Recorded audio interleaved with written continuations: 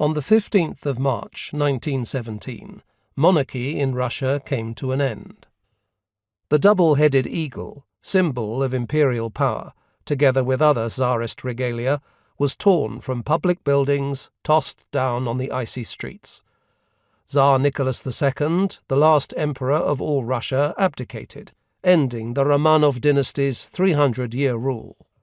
Little over a year later, the Romanov household, Nicholas, his wife Alexandra, 5 children and 4 servants, were murdered in a cellar in Yekaterinburg, east of the Ural Mountains, an event still resonant with horror and fascination. The man who would order their execution was Vladimir Ilyich Lenin, 1870 to 1924. For now, the 47-year-old revolutionary and political theorist was still exiled in Switzerland, awaiting his moment. In her memoirs, his wife, Nadezhda Krupskaya, notes that Lenin was about to go to the library as usual. She was washing the lunch dishes when a fellow exile rushed in, crying, "Have you heard the news? There's a revolution in Russia." Lenin and his small band of allies quickly left Switzerland to shouts of "You'll all be hanged," with loyalists singing the Internationale. Travelling in secret, the party was given safe passage through Germany in a sealed train, like a plague bacillus, as Winston Churchill wryly put it.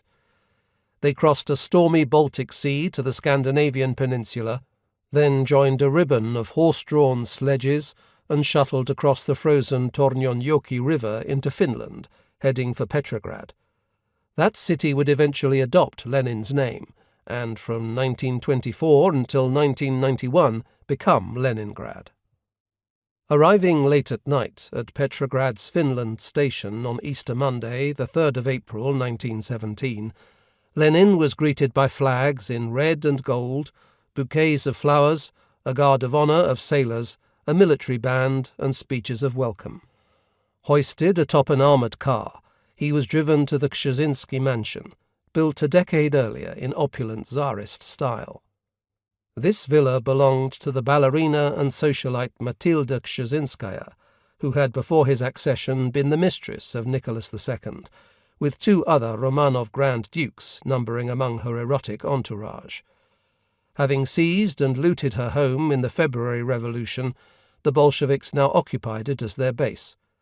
Their official newspaper Pravda had editorial offices in its salons.